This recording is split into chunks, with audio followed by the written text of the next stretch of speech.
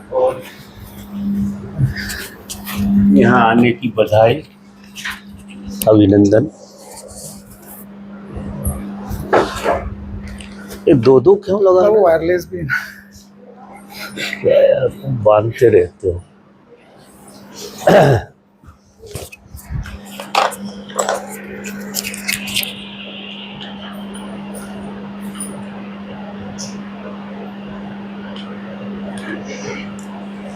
तो सभा शुरू कहाँ से की जाए? ये प्रश्न जो है असली में किसी और ने इनसे पूछा, तो ये मुझसे उनके लिए पूछ रहे कि वो सुनेंगे तो बड़े आनंदित होंगे। नहीं बाबा, ये 5-6 लोगों का प्रश्न है। असली में क्या होता है, एक मिनट बाबा, माइक बंद। क्या होता है कि सभा में उपस्थित लोग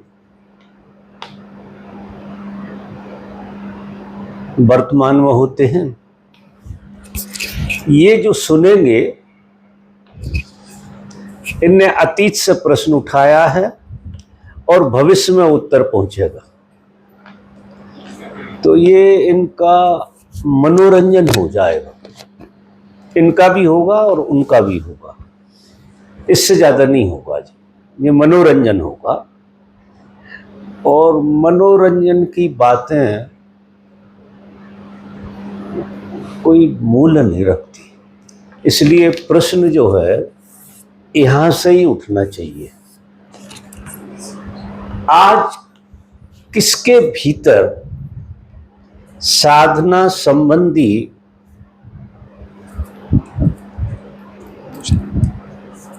प्रश्न उठ रहा है? जो साधक है और जो थोड़े से वर्तमान में है, निश्चित ही उनके अंदर साधना में बाधाएं होती हैं। तो प्रश्न उठता है साधकों को, और उसकी चर्चा करने में जुड़ाव बहुत अच्छा होता है, क्योंकि हम और आप आमने सामने हैं।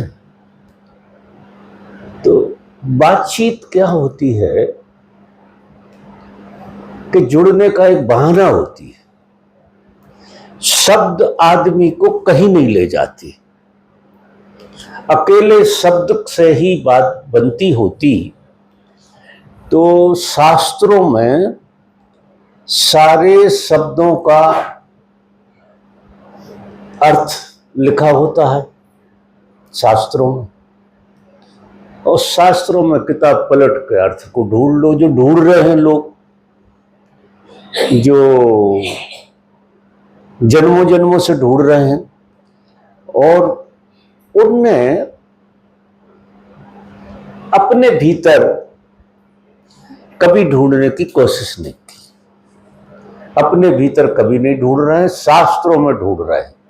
अब ये अगर मैं इसका उत्तर देता हूं तो जो शास्त्र में ढूंढने जैसा है, इसका कोई मतलब नहीं निकलेगा। कारण क्या होता है कि उत्तर मूल्यवान नहीं है। हमारे और आपके बीच में शब्दों के माध्यम से जो एक प्रीति बढ़ती है, एक समन्वय होता है, उसमें कभी कभार ऐसा होता है कि आप लोग अपने विचार, अपनी भावनाएं छोड़ देते हैं फॉर ए मोमेंट। और जब अपने विचार, अपनी भावनाएं छूटती हैं, तो आप थोड़ी देर के लिए अपने से जुड़ते हैं, खुद से जुड़ते हैं। और जब आप खुद से जुड़ते हैं तो कहीं से भी उत्तर आए, आपको उसका बोध हो जाता है, वो आपको कुछ दे के जाता है, वो आपको कुछ बदल के जाता है, ऐसे समझिए। तो मित्रों, साधना न साधक का, जीने का ढंग जहां है वहां होना चाहिए, जैसा कल चर्चा में हुआ भी था। और फिर इस वक्त कोई प्रश्न निकलता है तो फिर बातचीत का मजा ही अलग होता है। तो आप लोग किसी का कोई प्रश्न हो?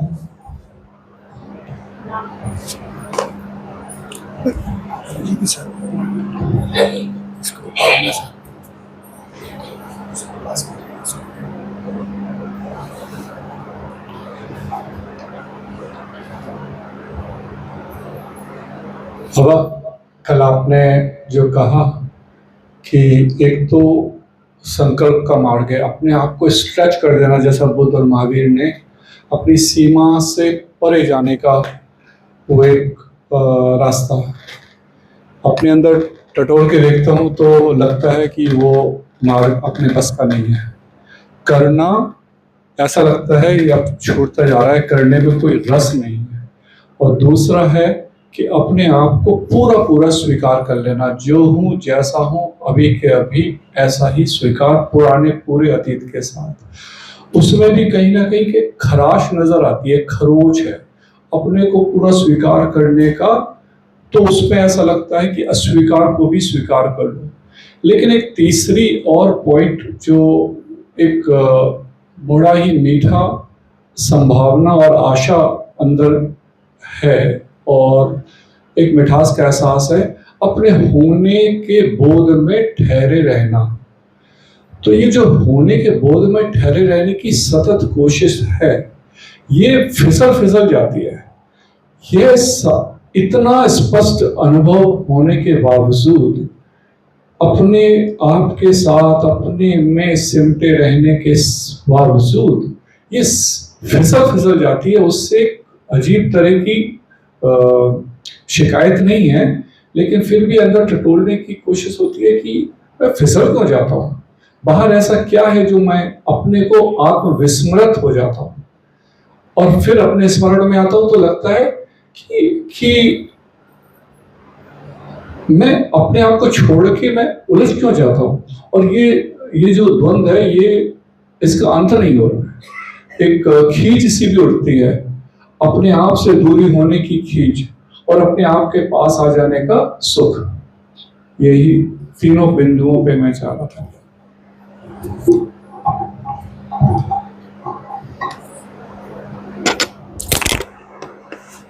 देखिए,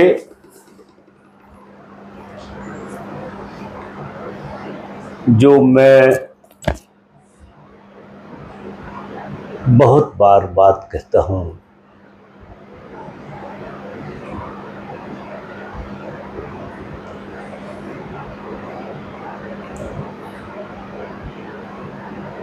वो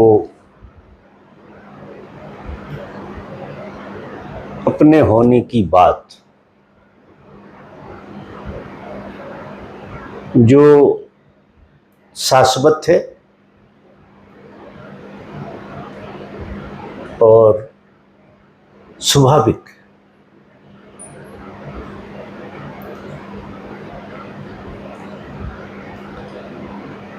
मनुष्य को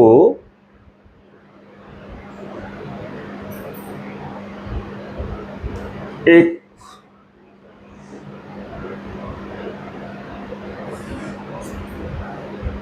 बीमारी है, मनुष्य बीमार है। किन अर्थों में बीमार है?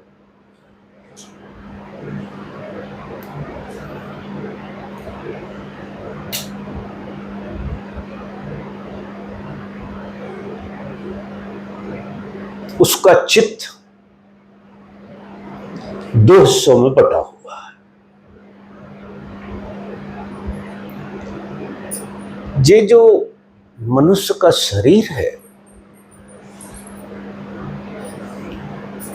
ये अस्तित्व की सबसे ज्यादा कॉम्प्लिकेटेड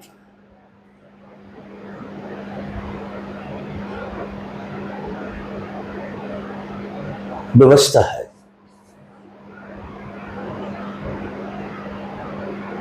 कॉम्प्लिकेटेड कैसे है कि पैदा होते ही मनुष्य जो है दो हिस्सों में बढ़ जाता है। एक होता है उसका शरीर, शरीर के 3 तल होते हैं। एक जो दिखाई देता है, स्थूल रूप जिसे कहते हैं। दूसरा तल उसका होता है इंद्रियां, और तीसरा तल उसका है मन।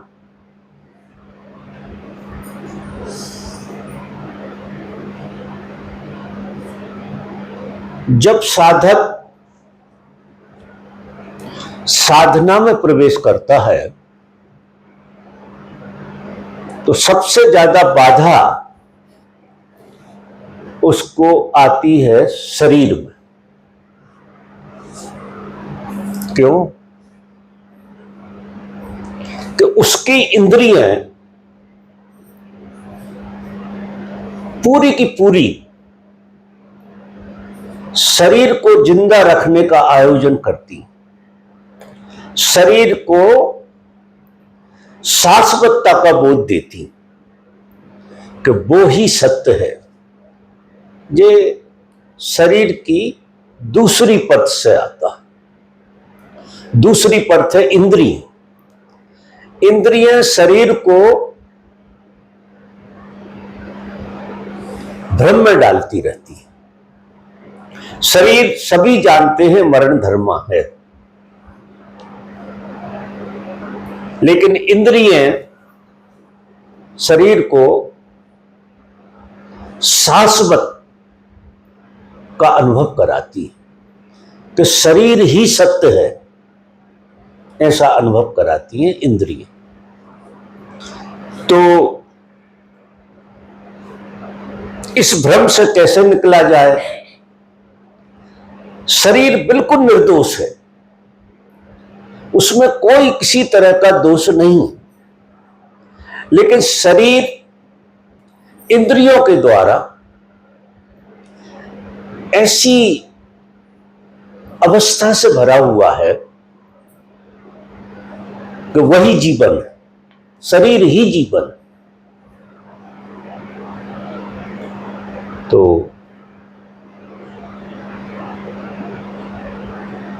हम शरीर पे सीधा कोई प्रयोग नहीं कर सकते, हमें इंद्रियों पे प्रयोग करना पड़ेगा। तो ऐसा उपनिषद भी कहते हैं, और जिन लोगों ने सत्य को जाना है वो भी ऐसा कहते हैं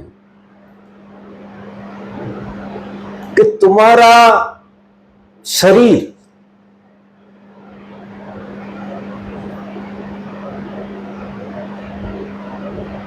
जो इंद्रियों से ग्रसित है उसको इंद्रियों को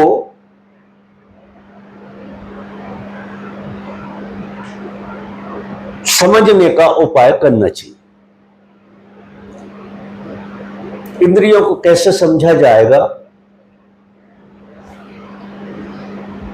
इंद्रिय बनी हैं 5 तत्व से। ये जो शरीर है ये 5 तत्व से कहते हैं, ये तो शुद्ध मिट्टी से बना है, शुद्ध मिट्टी है जी, और मरी हुई मिट्टी, जिंदी नहीं है, मरी हुई। अगर इंद्रियों को निकाल दो तो ये शरीर मरा हुआ हो जाएगा, क्योंकि आप बोलते हैं। सबसे पहले तो आप बोलते, बोलने के कारण आप अपने को एक जीवंत अनुभव करते हैं कि तुम जिंदा हो, शरीर की तरह। फिर सुनने से तुम्हें क्या लगता है कि तुम सुनते हो। माध्यम इंद्रिय हैं, इंद्रियों को हटा दो तो कोई शरीर सुन नहीं सकता, शरीर बोल नहीं सकता। फिर तीसरी इंद्री जो है वो आंख है, जो देखती है। चौथी इंद्री आपकी स्पर्श है। पांचवी इंद्री आपकी गंध है। ये पांचों इंद्रियां के जो स्वभाव हैं वो आपको शरीर की जीवंतता का बोध कराते हैं, और इंद्रियां पूरी की पूरी बहिर्मुख शरीर पर गिरती। ये जो जगत आप देख रहे हैं पूरा, ये सारा का सारा इंद्रियों का फैलाव है। तो आप केवल सीमित नहीं है, लेकिन आपने शरीर के हिसाब से अपने को बिल्कुल सीमित मान रखा है, क्योंकि आपकी इंद्रिय केवल अभी क्या काम कर रही है कि सीमित काम कर रही, बिल्कुल सीमित काम कर रही है, और शरीर को जिंदा होने का एक एहसास करा रही।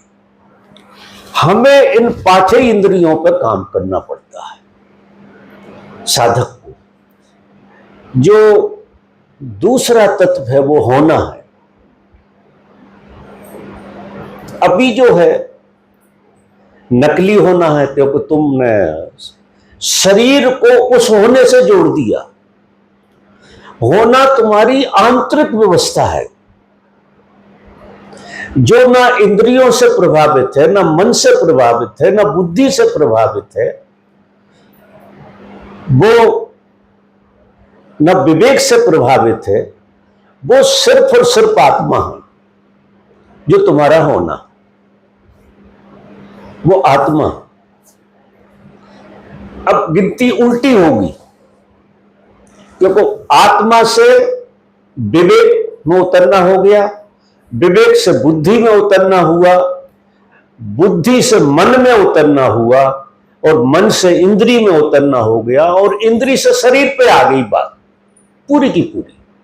तो अभी तो पूरा गेस्टाल्ट शरीर का है कि तुम अपने को शरीर मान रहे हो, क्योंकि आप पूरे के पूरे उल्टे हैं।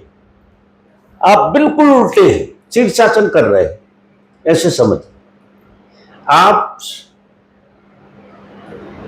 कुछ नहीं समझ पाएंगे होने के बारे में, और इसके बावजूद भी तुम हो, और उसका मजा भी आता है, और उसका मजा तुम शरीर के लेवल पे अनुभव करते हो या मन के लेवल पे अनुभव करते हो। दो तरह से अनुभव करते हो। उसके स्वभाव का मजा तुम्हें नहीं आ रहा, वो तुम्हारी तड़प है। तुम्हारी तड़प क्या है कि वो सत्य जो है, जो तुम्हारा होना है, वो मन ने, इंद्रियों ने और शरीर ने पकड़ रखा है। तो अब साधक का कर्तव्य ये है कि उसको उल्टा चलना। उल्टा चलने में सबसे ज्यादा जो बाधा है वो हमारे बोलने की बाधा है। सारे ऋषि मुनि, जब महावीर स्वामी ने ये समझा कि ये क्या गोरख धंधा है और इसकी शुरुआत कहां से की जाए, तो सबसे पहले वो मौन हुए, मौन हो गए, चुप हो गए। इतने चुप हो गए कि बताते हैं एक बार किसी ने कीले वीले ठोक दिए तो भी नहीं बोले कि मुझे बोलना तो है ही नहीं। बिल्कुल टोटल मौन हो गए, बुद्ध भी मौन हो गए, और जितने महापुरुष हैं जिनने सत्य को जाना है, वो अगर मौन में नहीं हुए, मौन का पता उन्हें नहीं लगा, तो होने का पता तो लग ही नहीं सकता, कोई उपाय नहीं है। क्योंकि पहले पायदान पे आपको मौन होना, चुप होना, बिल्कुल चुप होना है। और चूंकि तुम बाहर से चुप हो जाओगे तो भीतर से भी चुप हो जाओगे। जब तुम बोलते हो तो तुम 100 गुना अपना नुकसान करते हो ऊर्जा का, क्योंकि 99% बातें तुम व्यर्थ की बोलते हो। 99%।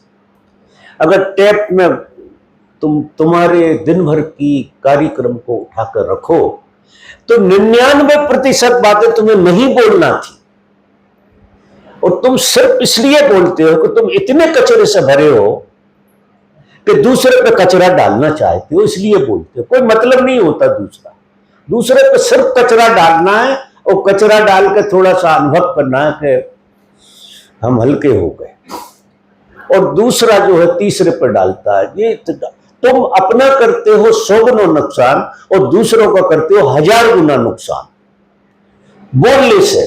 आप आश्चर्य करो, सबसे ज्यादा दूसरे का नुकसान होता है बोलने से। तो कृपा करो, लोगों पर कृपा करो कि बकवास बिल्कुल बंद करो, क्योंकि तुम जब तक मौन से ना बोलने लगो, तुम्हारे अंदर भीतर भी मौन हो और बाहर भी मौन हो, तब तुम्हें अधिकार है बोलने का। और तुम जब बोलोगे तो बोलना, वो अस्तित्व बोलेगा तुमसे। जब तुम भीतर से बोल रहे हो और बाहर भी बड़बड़ा रहे हो, बोल रहे हो, तो तुम अपनी आत्महत्या कर रहे हो, ऐसे समझ। इतने सालों से लोग ओशो के साथ रहे, इतने सालों से मेरे साथ थे, कभी 3 महीने उनने ऐसा प्रयोग नहीं करा कि मैं इतना मौन हो जाऊं जैसे मैं मर गया, इतना मौन। पहली सीढ़ी, अगर कोई आदमी मौन हो जाए, बोलना बंद कर दे, बिल्कुल तय कर ले कि मैं सबके लिए मर गया हूं, इतना मौन। क्योंकि अगर आप किसी को भी जिंदा हैं तो आप बोलेंगे, आपके लिए कोई जिंदा है तो आप बोलेंगे। आप मौन हो जाए, ये धीरे धीरे घटेगा। मैं कहूं कि आज के आज घटेगा ऐसा असंभव है, लेकिन आज 4 घंटे मौन में रहेंगे, कल 6 घंटे मौन में रहेंगे, परसों 7 घंटे मौन में रहेंगे। ऐसे धीरे धीरे धीरे धीरे करते करते आप 24 घंटे मौन में रहने की कला सीख जाओ। जो व्यक्ति मौन में रहेगा, आप आश्चर्य करोगे, जब भीतर से मौन हो जाएगा तो बाहर से जो संस्कार सुनने के पड़ते हैं वे उस पर पढ़ना बंद हो जाए। तो दूसरी इंद्री जो है सुनने की, जो हमारे भीतर इतने गंदे और इतने भद्दे संस्कार डालती है सुन सुन के, क्या हम गाली सुनते हैं, निंदा सुनते हैं ज्यादा, तो और निंदा बोलते भी और निंदा ही सुनते हैं। अब तुम जो बोलते हो, जो रिपीट करते हो बार बार, अधिकतर रिपीट क्या करते हो कि तुम किसी की बुराई भलाई करते हो। जो बोलते हो उससे तुम गंदे होते हो, क्योंकि गंदी बातें बोलते हो। तुम कोई ओमकार तो तुमसे निकल नहीं रहा है, तो तुम इतना नुकसान करते हो। जब ये पता लगेगा तुम्हें पहली बार कि जिंदगी हमने फोपट में गमाई, मनोरंजन में गमाई, सिर्फ बोलने के कारण, ऋषियों के नाम मुनि रखे गए। सारे ऋषि को हम मुनि कहते हैं। मुनि का मतलब है जो मौन हो गया, और जब तक कोई मौन ना हो जाए ऋषि हो नहीं सकता। मौन हो जाए बाहर से ना भीतर से। अगर मौन हो गए तो आपका संपर्क इस दुनिया से छूट गया, क्योंकि मौन होने के बाद आपकी इंद्री बाहर से टूट गई, और बाहर से जो इंद्री टूट जाती है वो भीतर से जुड़ जाती है। इंद्री का एक स्वभाव है कि बाहर से टूटेगी और भीतर से जुड़ेगी। ऐसा ही हमारी कर्ण इंद्री में हो जाएगा कि हम बाहर से सुनना बिल्कुल बंद कर देंगे, तो आपके अंदर क्या सुनाई देगा तुम पहली बार सुनोगे। आपकी इंद्री बनी थी कि अपने स्वभाव को सुन ले, और बोलने की इंद्री ये थी कि आप भीतर से जो बोले उस बोल को समझ ले। और फिर आंख आपकी, आंख जब आप मौन जो है पहली घटना है, ये शुरुआत मौन से होगा। मौन अगर आप हो गए तो सुनाई देना बंद हो जाएगा बाहर का, और दिखाई देना बंद हो जाएगा बाहर का। क्योंकि ये सारा आरोपण तो ऋषि कहता है कि मेरी इंद्रियें मेरे मन में लय हो जाए। अभी मन इंद्रियों में लय है, मन इंद्रियों से बड़ा है, इंद्रियों से बड़ा है मन। मन से जो बड़ी है वो बुद्धि है, बुद्धि से बड़ा विवेक है, और विवेक से बड़ी आत्मा। आपकी श्रृंखला इस तरह की है। अब आत्मा आपका स्वभाव है, और आप 5-6 सीढ़ी नीचे उतर कर खड़े हुए हैं। इस सीढ़ी से उस सत्य को आप कैसे जी सकते हैं? क्योंकि उस सीढ़ी पर जाने के लिए तो उस सीढ़ी पर पहुंच जाओगे, तब तुम्हें पता लगेगा कि ये होना क्या चीज होती है। तुम 5वीं सीढ़ी पे हो, फिर भी उसकी झनकार तुम तक आती है, जिसकी वजह से तुम जिंदा हो, और उसी की वजह से तुम बोलने का मजा ले रहे, और उसी की वजह से सुनने का मजा ले रहे, और उसी की वजह से देखने का मजा ले रहा है, जो तुम्हारा होना है। लेकिन उसकी इतनी झनकार है ना के बराबर कि उसका तुम्हें बोध नहीं हो सकता है। तो मित्रों,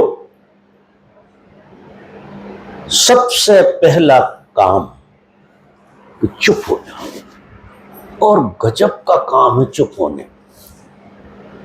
तुम्हारे सारे प्रश्न भीतर से विदा हो जाए। किसी प्रश्न का कभी कहीं से उत्तर नहीं होता है। प्रश्न सारे के सारे झूठे होते हैं। कभी किसी आदमी के अंदर, क्योंकि आदमी सच्चा नहीं है तो प्रश्न सच्चे कैसे हो सकते हैं? किस तल से बोल रहा है वो? उसके प्रश्न पूरे के पूरे झूठे होते हैं। इसलिए कोई भी अरे गहरे नथी खैरे जवाब दे देते हैं, वो राजी हो जाता है, वो जवाब दे देते हैं। कुछ तर्क की शैली होती है, उस तर्क की शैली से जवाब दे देते हैं, और उन्हें लगता है कि उत्तर मिल गया। ऐसा खेल हो जाता है। तो हमें सबसे पहले मौन हो जाना चाहिए, चुप हो जाना चाहिए। जब आप चुप होंगे तो चमत्कार देखेंगे आपके भीतर का। आप क्या बाहर चमत्कार देखते हो बोलने से और देखने से? ना तो आप इस जगत को देख रहे, ना इस जगत को ठीक से अनुभव कर पा रहे हैं, ना सुन रहे हैं, और ना आप स्पर्श कर पा रहे हैं। क्योंकि इंद्रिय जो है आपकी पूरी की पूरी पंगु हो गई। बाहर लाखों साल से बाहर प्रयोग चल रहा, तो वे पंगु हो गई, उनकी संवेदना ही गायब हो गई है पूरी की पूरी। अब संवेदना गायब हो गई, बोलने का पता ही नहीं है कि क्या चीज होती है बोलना। बोलना एक ओमकार की ध्वनि है। अद्भुत बात है, अद्भुत। जो बोलना है वो ओमकार की ध्वनि, सुनना है वो ओमकार की ध्वनि। और ये सारा जगत ये ओमकार का ही रूप है। ओमकार के अलावा यहां कुछ है ही नहीं।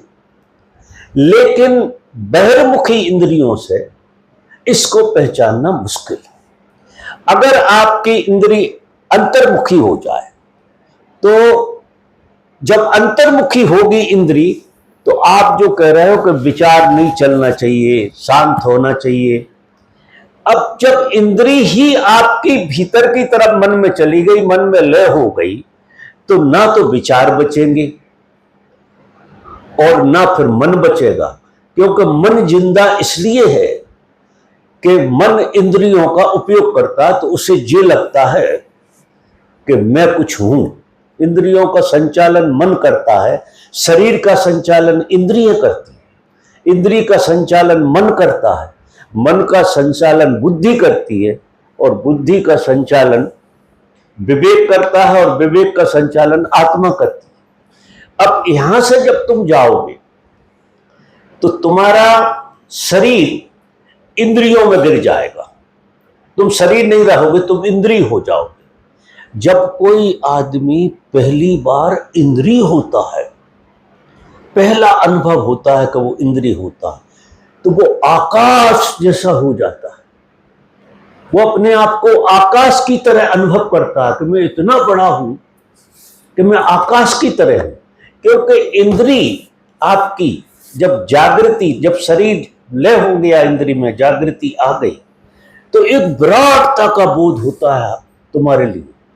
तुम सुन रहे हो तो पूरा अस्तित्व सुन रहे हो, ऐसा लगेगा। इंद्रिय का ही खेल है जी। और बहुत सारे साधक इंद्रिय पे ही रुक जाती है, इसको ही मान लेते हैं कि हो गया काम हमारा, आकाशी हो जाते हैं, उड़ने लगते हैं। ऐसी स्थिति होती। जब इंद्रिय आपकी बुद्धि में समाएंगी, लय हो जाएंगी, अद्भुत घटना घटेगी। बुद्धि में समाएंगी तो जितने उत्तर होते हैं, प्रश्न के जितने उत्तर होते हैं, उनके सब के जवाब अस्तित्व से आपके अंदर आना शुरू हो जाएंगे। अस्तित्व आपको जवाब देगा हर चीज का, और अद्भुत घटना घटेगी। तुम इतने रिच हो जाओगे कि हर चीज का उत्तर है तुम्हारे पास। ऐसे हो जाओगे आप। फिर इसमें भी नहीं फंसना है, बुद्धि को और पीछे ले जाना, तो वो विवेक में जाएगी। और विवेक जब आदमी का जगता है, महावीर स्वामी की साधना पूरी की पूरी ऐसी है। महावीर स्वामी ने जो साधना की है, निश्चित अहंकार रहा होगा, क्योंकि साधना तो अहंकार ही करता है। तो उनने शरीर को इंद्रियों में ले कर दिया, इंद्रियों को मन में ले कर दिया, और मन को और पीछे ले गए और बुद्धि में ले कर दिया। बुद्धि को भी पीछे ले जाते वो आत्मा पे पहुंच गए। आत्मा और परमात्मा दोनों एक ही चीज का नाम है।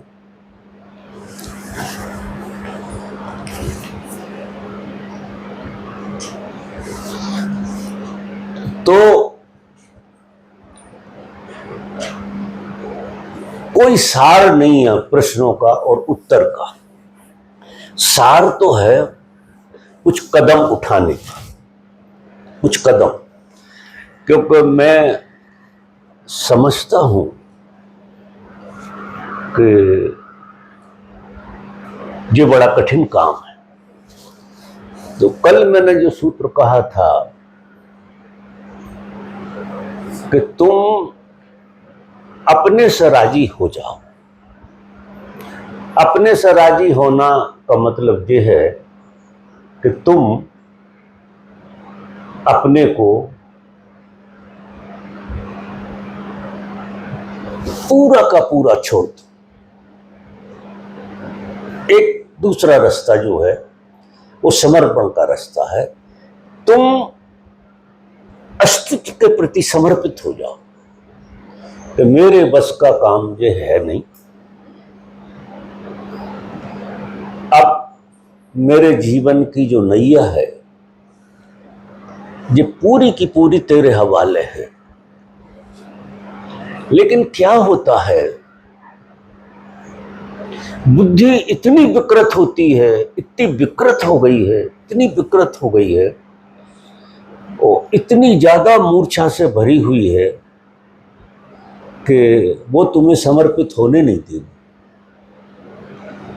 तो प्रयोग दोनों ही चलाना पड़ते हैं, एक से काम होता नहीं है। आज युग ऐसा है, महावीर स्वामी के टाइम में अलग युग रहा था, बुद्ध के टाइम में अलग रहा था, तो एक धारा से काम हो गया था उनका।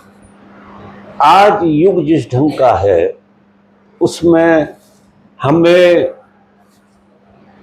अपने अहंकार को जलाने के लिए साधना की जरूरत है, समझ की जरूरत है। साधना की जरूरत की पहली सीढ़ी है चुप हो जाना। पहली सीढ़ी, सारी जिंदगी के लिए चुप हो जाना। ऐसे समझो कि आज के बाद मैं चुप हो गया, बस मैं चुप ही रहूंगा। जो चुप हो गया वो शांत हो जाएगा। 80% समस्या हल हो जाती है चुप होने से। तो उसमें तुम्हारा अहंकार टूट जाएगा चुप होने में, क्योंकि अहंकार इंद्रियों का ही जोड़ है। इंद्रियों का जितना ज्यादा जो आदमी यूज करेगा उतना ज्यादा उसका अहंकार मजबूत होगा। बाहर की जगत में यूज करेगा, बाहर की चीजें सुनेगा, बाहर की चीजें बोलेगा, बाहर की चीजें देखेगा और बाहर की चीजों का स्पर्श करेगा, उसका अहंकार। क्योंकि ये सब चीजें हम जिंदा नहीं है, शाश्वत नहीं है, लेकिन एक शाश्वत होने का बोध कराती है। यही भ्रमणा में हमें डाल देती हैं कि शाश्वत होने का बोध कराती है। तो साधना से हमें इंद्रियों को पलट लेना। जब इंद्री पलट जाए तो फिर समर्पण घटेगा, क्योंकि और आगे की यात्रा करने की जरूरत नहीं, जो बुद्ध ने महावीर ने की वहां तक नहीं जाना। लेकिन इंद्रियों को तो पलटना पड़ेगा, क्योंकि इंद्रियां आपको झूठे होने का बोध कराती है, और झूठा होना ऐसा कि शाश्वत जैसा लगता है। तो एक तरह का हिप्नोटिज्म है और कुछ नहीं। जो आप अपने को शरीर मानते हैं वो सिर्फ और सिर्फ हिप्नोटिज्म है। आप शरीर हो ही नहीं सकते, और आप ऐसा मानते हैं कि हम शरीर के अलावा कुछ नहीं हो सकते। अभी तो ये स्थिति है कि लोगों से पूछो तो वे ये कहेंगे कि हम शरीर ही है, और तुम भी दिख रहे हो, तुम भी शरीर हो। क्योंकि जो जैसा आदमी होता है वो सामने वाले को वैसे ही देखेगा, क्योंकि जिस प्लेटफार्म पे खड़ा है। जैसे तुम ओशो को भी देखा है लोगों ने, तो शरीर के ऊपर जो नहीं देख पाए वो आज शिकायत से भरे हैं, क्योंकि शरीर के ऊपर उन्हें कभी देखा ही नहीं। और शरीर जो है ना, शरीर तो शरीर है, सबका एक सा है। तो तुम खाना पीना बैठना उठना बोलना सब तुम्हारे जैसा करता हुआ आदमी दिखेगा, तो तुम्हें क्या लगेगा कि ये इसमें और हम में कोई भेद नहीं। और संसार में तो तुम्हें लोग तुमसे भी गए बीते दिखेंगे। संसार का एक नियम है कि हम हर आदमी को ऐसे देखते हैं कि हम इससे अच्छे। मतलब क्या होता है कि हम हर आदमी में दुर्गुण देखते हैं, हम सद्गुण तो उसके देखते नहीं। सद्गुण देखोगे तो आपका अहंकार टूटेगा, दुर्गुण देखने में आपका अहंकार सजेगा। तो ये इतनी खराब बीमारी है जिसका कोई हिसाब नहीं। इतनी खराब बीमारी है कि हम दुर्गुण के अलावा सद्गुण देख नहीं सकते, क्योंकि सद्गुण देखा के अहंकार को पीड़ा होती है कि हमसे अच्छा कैसे हो सकता है आदमी। तो महापुरुष बहुत बहुत तरीके से बातें बताते हैं, बहुत बहुत। उनने एक तीसरी बात कही ऋषियों ने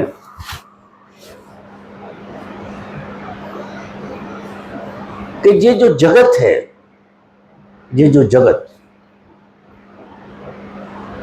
ये तुम्हें दिखाई जगत की तरह देता है।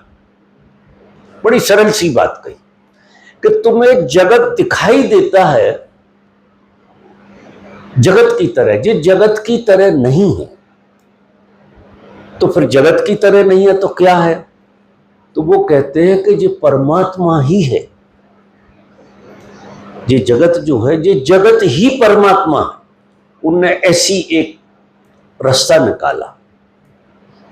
अब जगत ही परमात्मा है, ये बात भी बैठ जाए तुम्हारे भीतर कि जो तुम्हारे आजू में है, बाजू में है, जो दिखाई दे रहा है, जो सुनाई दे रहा है, वो सबका सब परमात्मा के अलावा कुछ नहीं। तो क्या हो जाएगा कि जब सभी परमात्मा है ऐसा दिखेगा तो तुम उस परिप्रेक्ष्य में तुम भी परमात्मा हो जाओगे। ये भी एक विधि है कि तुम सब में परमात्मा को देखना शुरू करो। ऐसा, क्योंकि ऋषि कहते हैं कि ऐसी कोई सी भी चीज नहीं है, वो पूर्ण है, वो सब कुछ है। बुद्ध और महावीर कुछ और बात कहते हैं। बुद्ध कहते हैं कि ये जगत झूठा है, वो भी एक विधि है। वो कहते हैं कि ये जगत झूठा है और इसे झूठ की तरह देखो, जो बड़ा कठिन होता है, लेकिन रास्ता है वो। अगर ये जगत झूठा है तो तुम झूठे हो गए, तुम भी अपने में झूठे ही देखोगे। वो भी एक रास्ता है कि अगर तुमने ये देख लिया कि तुम बिल्कुल झूठे हो तो झूठा रहना बड़ा मुश्किल है। फिर सच क्या है? तुम्हारी खोज शुरू हो गई, जो बुद्ध की हुई कि ये जगत बिल्कुल झूठा है। तो फिर सत्य को देखना है, सत्य की तरफ यात्रा करना है। उनने वो रास्ता बताया। 3 तरह के हमारे सनातन में रास्ते हैं। एक रास्ता बुद्ध का है, एक रास्ता महावीर स्वामी का है, और एक रास्ता जो है शंकराचार्य का है, उपनिषदों का है, ऋषियों का है। वो जो कहते हैं कि ब्रह्म ही सत्य है, जगत जगत जैसा है ही नहीं। जगत जो है तुम्हारी धारणा है, तुम्हें धारणा बन गई है कि जगत है, क्योंकि तुम्हें यह धारणा बन गई है कि तुम शरीर हो, तो यह भी धारणा बन गई है कि सब कुछ पदार्थ से ज्यादा नहीं। जो साइंस कहती है, साइंस वाली बुद्धि, संदेह वाली बुद्धि ये कहेगी, हमारे पास 2 तरह की बुद्धि है, एक संदेह वाली बुद्धि है और एक श्रद्धा वाली बुद्धि भी। श्रद्धा वाली बुद्धि कहती है कि ये जगत ही परमात्मा है, और संदेह वाली बुद्धि कहती है कि जगत पदार्थ है, और सिर्फ पदार्थ है, परमात्मा जैसी कोई चीज है ही नहीं। और वो सिद्ध भी कर देते हैं, क्योंकि वे टोटलिटी से देखते हैं।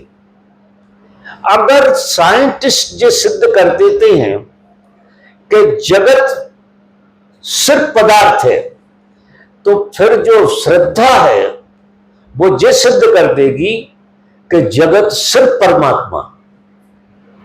ऐसा भी हो सकता है।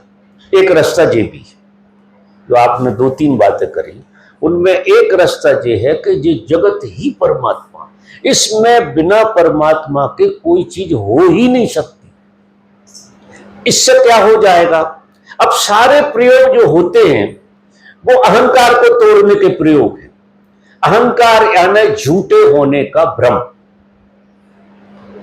तुम जो हो, जो मान रहे हो वो झूठा, और जगत को भी तुम जो मान रहे हो वो भी झूठा, क्योंकि झूठ झूठ को देखती है, अहंकार अहंकार को देखता है। तो तुम जो है, अगर ऐसा भी रास्ता है कि इसको इस तरह से देखो कि ये जगत ही सत्य है, यही परमात्मा है, तो तुम्हारा व्यवहार अब अकेले देखने से बात नहीं है, बहुत कठिन है, सरल नहीं है, बहुत कठिन हो जाएगा जी परमात्मा की तरह जगत को देखना। और हमें आदत पड़ी है निंदा स्तुति की, तो जब परमात्मा की तरह जगत है तो निंदा किसकी करो और स्तुति भी किसकी करो? ना तो कोई स्तुति करने बचेगा, ना पूजा करने बचेगा, और ना कोई भजने बचेगा, क्योंकि सारा जगत ही परमात्मा है। तो ये तो प्रत्यक्ष परमात्मा, जो जगत है वो प्रत्यक्ष परमात्मा। क्यों? कि जिस तरह से बाप से बेटा पैदा होता है उसी तरह से परमात्मा से ये जगत पैदा हुआ है पूरा का पूरा। तो बाप और बेटे में अंतर क्या है? वही ब्लड है, वही खून है, वही सारी चीज है। तो परमात्मा में और तुम में अंतर कहां से होगा? तो ऐसे ऋषि घोषणा करते हैं कि हम ब्रह्मास्मि, मैं ब्रह्म हूं और ये जगत भी, चूंकि मैं ब्रह्म हूं इसलिए ये जगत ब्रह्म भी है। उसे तत्काल जिन्हें ये घोषणा होती है कि मैं ब्रह्म हूं, वो तत्काल ये घोषणा भी करते हैं कि ये जगत पूरा का पूरा ब्रह्म ही है, ब्रह्म के अलावा और कोई चीज है ही नहीं। एक रास्ता इस तरह से निकलता। अब वो निकलता समर्पण से, बिना समर्पण के नहीं निकलता। क्योंकि ये जगत जो है अगर परमात्मा है तो तुम पत्ते पत्ते को नमस्कार करोगे, पत्ते पत्ते का आदर करोगे, एक तिनका भी तुम ठीक से तोड़ नहीं पाओगे, क्योंकि तुम्हें दिखेगा। ये बुद्ध को भी उस अवस्था में जाके दिखा, महावीर को उस अवस्था में जाके दिखा जो वो चीटी पे पैर नहीं रख पा रहे। इन्हें जो घटना आखिरी में घटी बुद्ध और महावीर को, और ये सनातन के ऋषि कहते हैं कि तुम्हें पहले दिन घट सकती है, क्योंकि घटेगा तो यही कि ये जगत परमात्मा हो जाएगा। जिनने बुद्ध की तरह जाना उन्हें भी जगत परमात्मा हो गया, क्योंकि वे परमात्मा हो गए तो जगत परमात्मा हो गया। अब यहां ऋषि कहता है कि तुम परमात्मा मान लो तो तुम परमात्मा भी हो जाओ।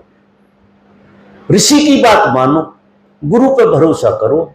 गुरु कहता है कि सब कुछ परमात्मा है। अधिकतर गुरु जी बात करते कि सिवा परमात्मा के यहां कुछ भी नहीं। नानक साहब ने भी वही बात कही, कबीर साहब ने भी वही बात कही, सब वही बोलते। और बुद्ध और महावीर ने भी वही बात कही आखिरी। पहले वो शून्यता की तरह गए, बोध की तरह गए, होने की तरह गए, आत्मा की तरह गए। जब आत्मा में पहुंच गए तो सारा संसार आत्मा का पसार है। तो वो कहते हैं बस इतना सा भेद है बुद्ध और महावीर की श्रृंखला में कि महावीर कहते हैं कि हर चीज अलग से आत्मा है। आत्मा तो है, लेकिन आत्मा की एक इंडिविजुअलिटी है, एक इंटेलिजेंस है। पेड़ के अंदर भी आत्मा समाई है, लेकिन वो इंडिविजुअल आत्मा है। ऐसा महावीर का बोध बताता है। तो तुम फिर परमात्मा हो और आत्मा ही परमात्मा है। ऐसा आत्मा के ऊपर महावीर बात नहीं की, क्योंकि जरूरत नहीं थी। बुद्ध ने थोड़ी आत्मा के ऊपर भी बात करी कि बुद्ध कहते हैं कि तुम ही परमात्मा नहीं हो, सब कुछ परमात्मा है। पहले वो कहते हैं कि सब कुछ झूठ है, पहले वहां से ले जाते हैं, क्योंकि अहंकार को मिटाने के ये तीन ही तरीके हैं और सारी साधना अहंकार को मिटाने की है। अहंकार बुद्ध की श्रृंखला से भी मिटता है। बुद्ध कहते सब कुछ झूठ, सब कुछ झूठ है और तुम भी झूठे हो। और झूठ गहरे गहरे गहरे गहरे इसको समझते जाओगे तो तुम खाली हो जाओगे। तुम्हें ये भी बोध नहीं होगा कि तुम झूठ हो, फिर तुम हो जाओगे नथिंगनेस। बुद्ध की यात्रा में नथिंगनेस है, महावीर की यात्रा में इजनेस है, होना। जो होना है, क्योंकि महावीर ने होने को बल दिया और उसका कारण है तीनों महापुरुष जो भी बात कर रहे हैं तीन एंगल से। क्योंकि महावीर ने जो बात कही वो लोगों को थोड़ी जची, और बुद्ध ने जो बात कही वो लोगों को जची नहीं। वो कह रहे हैं कि ना आत्मा है ना परमात्मा है, बस सिर्फ सन्नाटा है। तो फिर आदमी सोचता है कि यार वहां सन्नाटा ही है तो मतलब क्या है, कोई मतलब नहीं है। तो बुद्ध के बाद बुद्ध की श्रृंखला में थोड़े दिन तक तो लोग चले और अब ढल रहा है पूरा का पूरा।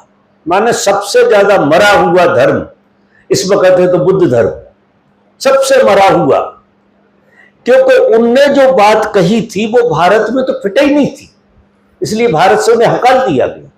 क्योंकि यहां नथिंगनेस की बात कि परमात्मा भी नहीं है, ये तो कोई मानने बिल्कुल तैयार नहीं होगा।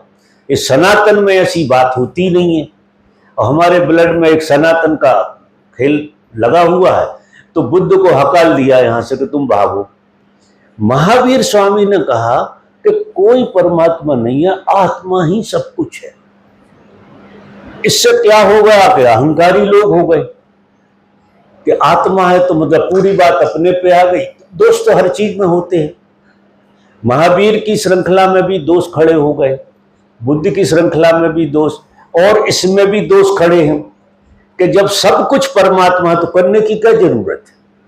मैं भी परमात्मा हूं, सब कुछ परमात्मा है, तो साधना की क्या जरूरत है, कुछ सोचने की जरूरत नहीं है, सब परमात्मा ही है। फिर इसमें बुराई क्या हो गई कि अच्छा भी परमात्मा है, बुरा भी परमात्मा है, तो मर्जी जो करो। अब ये विकृति आ गई और हर चीज में विकृति आएगी। इसलिए आपको पहले इंद्रियों का पूरा निरोध कर देना, इंद्रियों का। तो इतनी साधना तो आपको करना ही पड़ेगी कि इंद्रियां आपकी पलट जाएं। जब इंद्री पलट जाएगी आपकी तो आप कोई और तरफ से जगत को देखने लगेंगे और उसमें जाकर ये परमात्मा दिखेगा। जहां तुम बैठे हो वहां तो दिखना बहुत मुश्किल मामला है।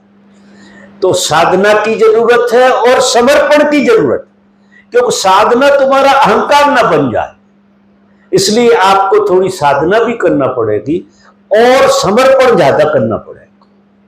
इसलिए ओशो की देश नाम है, और मुझे भी जो समझ में आई उस देश नाम है कि ध्यान करो और भक्ति को जियो।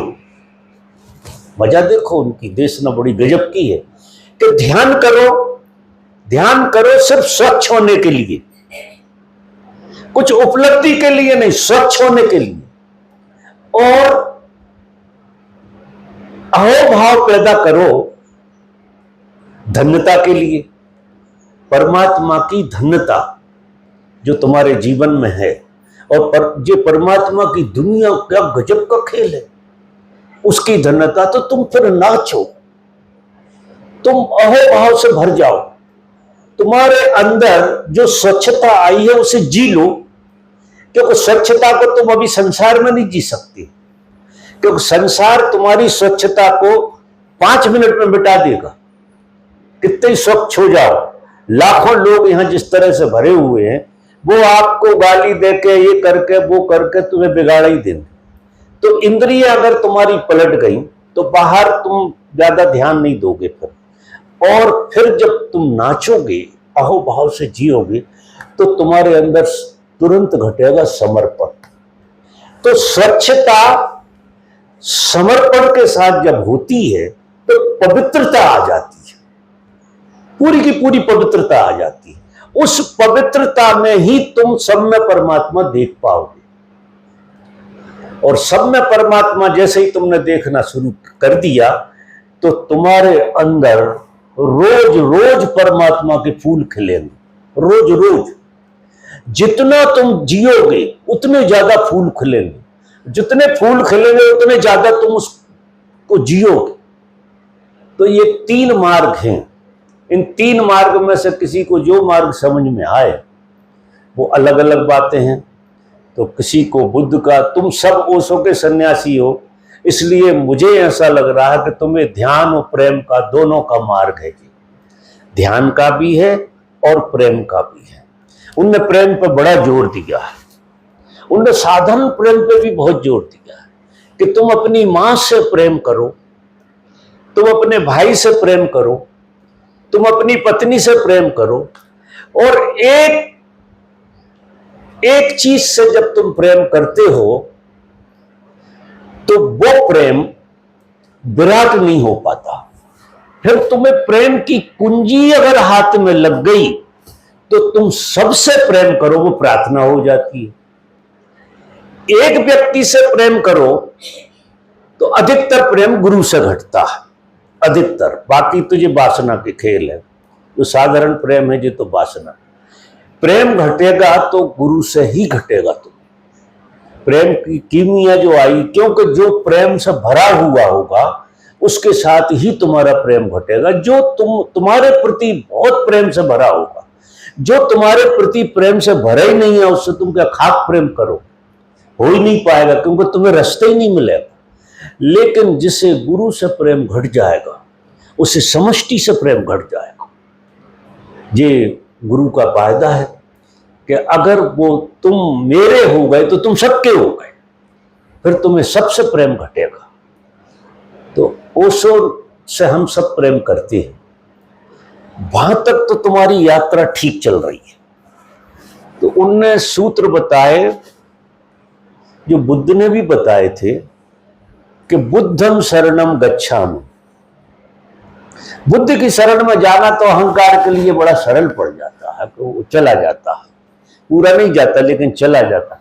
फिर वो कहते हैं संघम शरणम गच्छामि, कि जो तुम्हारा संग है, जो सत्संगी तुम्हारे साथ बैठ रहे उठ रहे, उनसे तुम परमात्मा की तरह प्रेम करो। और फिर कहते हैं वो और आगे की श्रृंखला करते, तो फिर समष्टि से प्रेम घट जाएगा। महावीर की श्रृंखला में भी वही बात कही है। महावीर की श्रृंखला में जो नमो अरिहंताणम, अब जब वो पहुंच गए तो उनने कुंजियां दी, नमो अरिहंताणम, नमो आर्याणम, वो 5 मूल मंत्र दिए, और उनने भी पूरा फैला दिया, पूरे विश्व को प्रेम करो आप, पूरा विश्व तुम्हारा है, और पूरा विश्व का प्रेम तुम्हें घट जाए तो तुम परमात्मा के प्रेम में हो। ये पक्का मान। जब तुम एक व्यक्ति तक प्रेम में सीमित हो तो तुम्हारा अहंकार पूरा विदा नहीं हुआ है। अगर बुद्ध के प्रेम में अकेले रह के मर जाओ तो ये ऐसे प्रश्न पैदा होंगे, देखो वहां से ऊपर फिर गए ही नहीं, तुम बदल नहीं सकते हो, क्योंकि बुद्ध अकेला तुम्हें बदल नहीं सकता। उसका प्रेम, उसकी देशना को भी प्रेम करना पड़ेगा, और उसकी देशना ये कहती है कि संघम शरणम गच्छामि। अब दूसरी श्रृंखला में जाओ कि उसका जो संग है, चलो सबसे अभी प्रेम नहीं घट रहा, तो जो तुम्हारे संग में है, जो तुम्हारे गुरु भाई हैं, उनमें और तुम में तो कम से कम खटास बिल्कुल ना हो। उन्हें तो प्रेम तुम इतना करो जितना अपने को करते हो। और प्रेम में देखो 2 आदमी प्रेम करते हैं तो प्रेम जब ही घटता है जितना प्रेम मैं अपने को करूं, अगर उतने ही प्रेम दूसरे को करता हूं तो ही प्रेम होगा, उससे कम में तो प्रेम होता नहीं। अगर उससे कम की बात करो तो कोई और ही चीज हो जाती है। तो जब तुम अपने को प्रेम करोगे और संग को प्रेम करोगे, पूरे संग को, इसलिए सत्संग का बड़ा मूल है, संग का बड़ा मूल है। जे लोग साधना करके 3 दिन का शिविर लगा के और घर चले जाते हैं, संग ही छूट जाता है। तो साधक को साल में कम से कम 3 महीना संघ के साथ रहना चाहिए, संघ में साधना करना चाहिए। कम से कम 3 महीना, 12 महीना में 3 महीने का टाइम निकालो और संगति में रहो, संगति में। तो 3 महीना संगति में रहोगे तो आपको जाने अनजाने संघ के प्रति प्रेम घटने लगेगा। क्योंकि संघ जो है, संघ का मतलब ये होता है कि हम 50 आदमी साधना कर रहे हैं, तो एक आदमी को 49 आदमी सहयोग कर रहे हैं, ये आपको पता नहीं होता संघ का मूल्य क्या है। एक आदमी को 50 आदमियों का साथ मिलता है बुरा काम करने में भी। अगर संघ ना हो तो कोई बुरा काम कर सकता है? अकेला आदमी तो नहीं कर सकता। अकेले आदमी की ताकत नहीं है कि वो बुरा काम करे, उसे कोई तो सलाहकार चाहिए, कोई तो संघ चाहिए। और जब ये ज्यादा लोगों का संघ हो जाता है बुरे लोगों का, तो फिर वो बुराई भी उतनी बड़ी हो जाती है। तो जब बुराई संघ से बढ़ जाती है, सत्संग से और कुसंग से, तो सत्संग से सत्य क्यों नहीं बढ़ेगा? तो संग करो जो गुरु से प्रेम करते, मत जाओ आगे तुम। जो तुम्हारे गुरु से प्रेम करते उनसे प्रेम करो, उनके प्रेम में पढ़ो। प्रेम में पढ़ने से क्या होगा कि तुम्हारा जो बचा खुचा अहंकार है ना, वो अकेले तुम्हारे प्रेम में पढ़ने से, गुरु के प्रेम में पढ़ने से नहीं जाएगा। अकेले गुरु में प्रेम करने का तो मतलब है तुम कोई मूर्ति से प्रेम कर रहे हो, तो उसमें अपने को बचा के रखो। आखिर गुरु से बचना बहुत मुश्किल है। अगर सच्चा प्रेम घट जाए वो तुम्हारे अहंकार को मिटा ही देगा, क्योंकि तुम ऐसे आदमी से प्रेम कर रहे हो जिसका अहंकार मिट गया, तो तुम्हारा अहंकार मिटेगा ही। और फिर संग से प्रेम करोगे तो जो अहंकार में लौट लौट के आने की जो आदत है वो मर जाएगी पूरी की। और अहंकार ही पूरा का पूरा कैंसर है। अहंकार के कारण ही सारे दोष पैदा हुए। और समर्पण में जितना सहजता से अहंकार मिटता है, उतना साधना में तो बहुत समय लगता है। परम अहंकारी आदमी, इतना बड़ा अहंकारी हो, उसका फिर साधना में जाके मरता है। लेकिन चूंकि हमारे अंदर विकृति ज्यादा आ गई है, तो साधना भी चाहिए, जागृति भी चाहिए, और प्रेम भी चाहिए, समर्पण भी चाहिए। तो दोनों चीजों का समागम जिनके जीवन में घटेगा, उनके ये सारे प्रश्न विदा हो जाएंगे। शायद समझ में आई हो आप लोगों की बात।